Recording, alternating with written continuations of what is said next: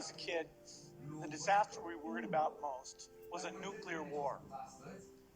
That's why we had a barrel like this down in our basement, filled with cans of food and water.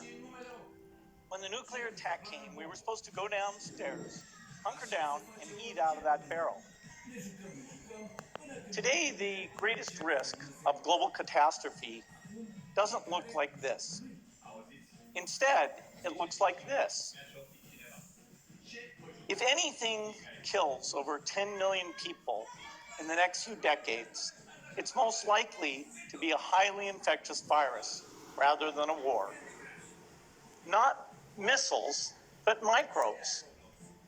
Now, part of the reason for this is that we have invested a huge amount in nuclear deterrence, but we've actually invested very little in a system to stop an epidemic. We're not ready for the next epidemic. Let's look at Ebola. I'm sure all of you read about it in the newspaper. Lots of tough challenges. I followed it carefully through the case analysis tools we use to track polio eradication. And as you look at what went on, the problem wasn't that there was a system that didn't work well enough. The problem was that we didn't have a system at all. In fact, there are some pretty obvious key missing pieces. We didn't have a group of epidemiologists ready to go who would have gone, seen what the disease was, see how far it had spread. The case reports came in on paper. It was very delayed before they were put online, and they were extremely inaccurate. We didn't have a medical team ready to go.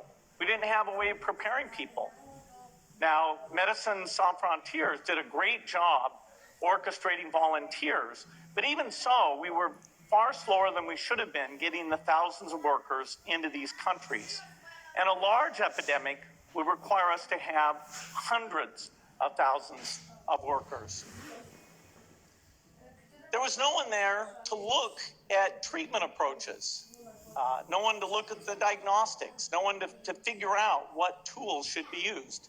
As an example, we could have taken the blood of survivors, processed it, and put that plasma back in people to protect them. But that was never tried. So there was a lot that was missing, and these things are really a global failure. The WHO is funded to monitor epidemics, but not to do these things I talked about. Now in the movies, it's quite different. There's a group of handsome epidemiologists ready to go. They move in, they save the day, but that's just pure Hollywood. The failure to prepare could allow the next epidemic to be dramatically more devastating than Ebola. Let's look at the progression of Ebola over this year. About 10,000 people died, and nearly all were in the 3 West African countries. There's 3 reasons why it didn't spread more. The first is there was a lot of heroic work by the health workers. They found the people and they prevented more infections. The second is the nature of the virus. Ebola does not spread through the air. And by the time you're contagious, most people are so sick that they're bedridden. Third, it didn't get into many urban areas, and that was just luck. If it had gotten into a lot more urban areas, the case numbers would have been much larger. So next time we might not be so lucky.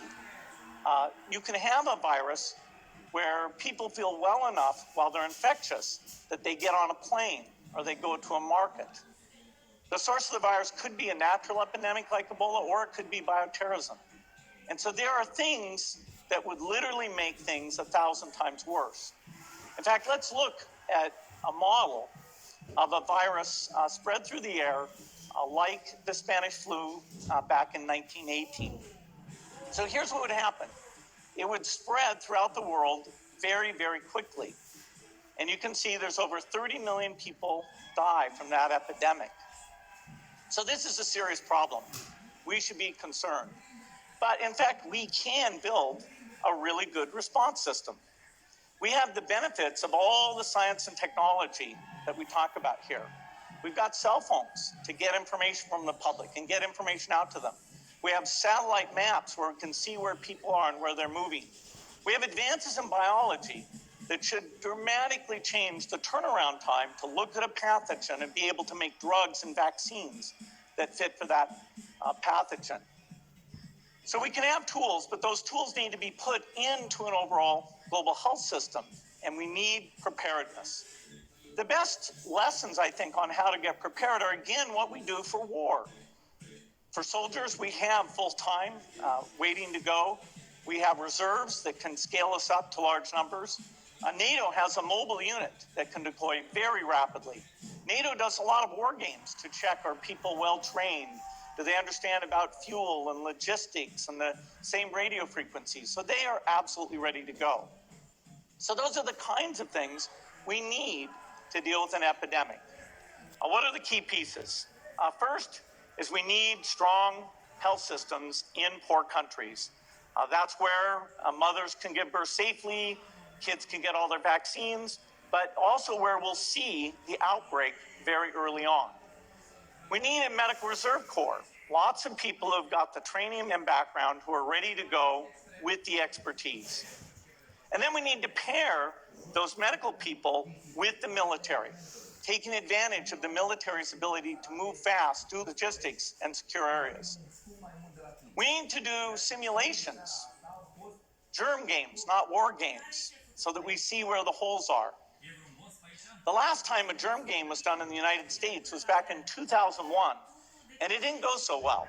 So far, the score is germs 1, people 0.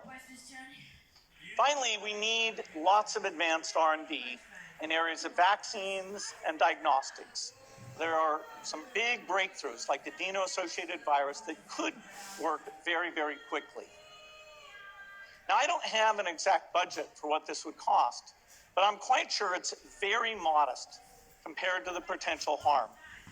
The World Bank estimates that if we have a worldwide flu epidemic, global wealth will go down by over $3 trillion, and we'd have millions and millions of deaths. These investments offer significant benefits beyond just being ready for the epidemic. The primary health care, the R&D, those things would reduce global health equity and make the world more just as well as more safe. So I think this should absolutely be a priority. There's no need to panic. We don't have to hoard cans of spaghetti or go down into the basement. But we need to get going because time is not on our side. In fact, if there's one positive thing that can come out of the Ebola epidemic, it's that it can serve as an early warning, a wake-up call to get ready. If we start now, we can be ready for the next epidemic. Thank you.